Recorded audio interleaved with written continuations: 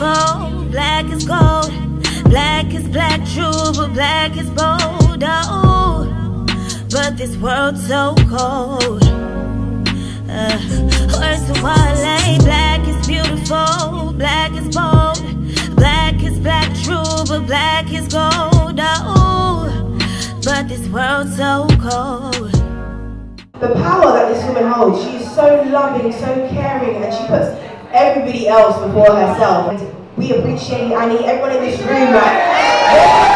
It's actually so beautiful to be in front of such excellence and women that are doing some powerful things in their own industries. Good evening, everybody. Hello, hi. That's a nice greeting. So my name's Annika Allen. Currently, by day, I work at Barclays in Diversity Inclusion as a content manager. And outside of that, I run the Black Magic Network with the Black Magic Awards. So, if you've heard of the Black Magic Awards, it happened at the beginning of this month. Does any of you attend? Okay, some of you did all heard of it, which is great. So, the award ceremony that my business partner Koja and I created to honour and celebrate phenomenal Black British women that are doing amazing things in various industries. One thing that I can say about myself is I've always done the kind of work that makes me happy. If a job hasn't made me happy or fulfilled me, then I've kind of left that work very quickly. I am an international DJ and I've created a fitness brand called No Gain, No Gain. I just ended up having this amazing conversation with Ella Coolche, who was just asking me what I did, etc., etc. And I said, what I do, I'm in sales, but I've always wanted to be a DJ. And he said, well, why aren't you? And he just said it so, I'll just never forget the way he said it. It was just so matter of fact, well, why aren't you? I came back from Atlanta, quit my job, just like that. Luckily it was when Lidl had first opened, so I was living off sardines on white toast for about a year because my shopping bill was only £10 a week. I used to drive up here literally every day. I'd drive up from Brighton. This was in the days before social media, so I'd make my own mixtapes. I'd drive up and I'd stand outside all the popular clubs and just hand them to the promoters. I connected with Nando's, so I became Nando's first ever and only official DJ. For it was like 5-6 years I had a black card. I was so happy. I just need to tell you, I lived my best life. Whatever you think about how good it is going to be, it is exactly that. I didn't pay for food for 5 years. I just went to Nando's for breakfast, lunch and dinner. My fridge was full of olives, nuts, everything. That was like.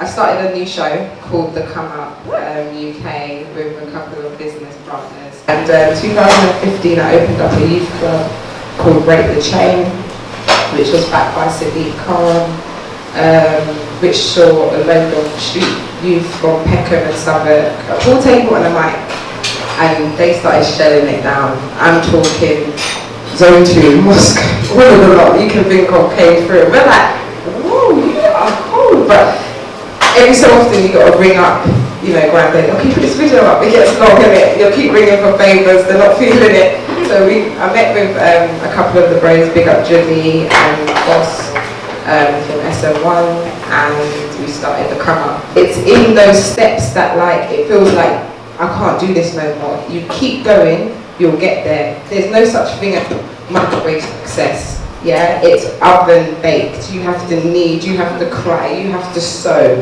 you have to network, you have to, like, I believe today's service is tomorrow's business. I think some of my mentors tell me, which is keep the same energy.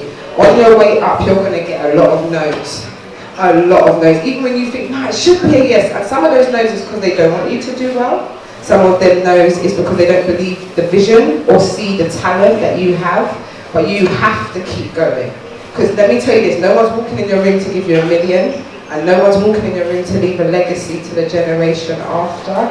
It's only the work you do today, tomorrow, and every day. I look up to all of you guys, and it's quite an overwhelming feeling sitting here, actually having a conversation, because you see people on Instagram, or on the internet, or on the TV, and stuff like that, and you think, oh my gosh, they must live this amazing life, and like, you forget that people are human first, like before anything you're a human being. How do you balance like your mental health and looking after yourselves in the hustle and bustle and the busyness of your career? It's always been a challenge for me, just knowing my mum's history and knowing that I am susceptible to being emotionally vulnerable. The big thing that changed my issues with mental health was, for one, exercise. Fitness really has a big part for me. to do with how I feel. I know it's so cliche, but it really does release endorphins that make you feel amazing. Meditate, pray, eat very healthily, don't drink tap water, don't brush your teeth with toothpaste that contains fluoride. You know, that's what they used to give to slaves to make them docile. You can make your own toothpaste, it's very easy, coconut oil, activated charcoal, peppermint oil, or just buy fluoride-free toothpaste. And don't drink water that has a pH of lower than 7. Your crowd, your company is everything. Sometimes your own destiny will stay stagnant because they can't fly with you. They can't come on to that chapter with you. And sometimes, you know, the way it will be left is until you remove certain people, if it's a boyfriend, friends, family, whatever it is that's hindering you, I say treat disrespect with distance, not dispute. Growing up, particularly in the black community, mental health is not something that we discuss enough. You know, a lot of the times we're all fighting with those kind of like negative things in our head, like that we say about ourselves. And sometimes I have to say, if I'm thinking something negative about myself, would I ever say that to a friend or family member? But I wouldn't say that to somebody else. Why am I saying these horrible things about myself? Sometimes I think about if they took everything away from us in terms of our status or where we are or our material things or what we do or our job, and then all we just had is ourselves, and then what would be like our biggest achievement within ourselves.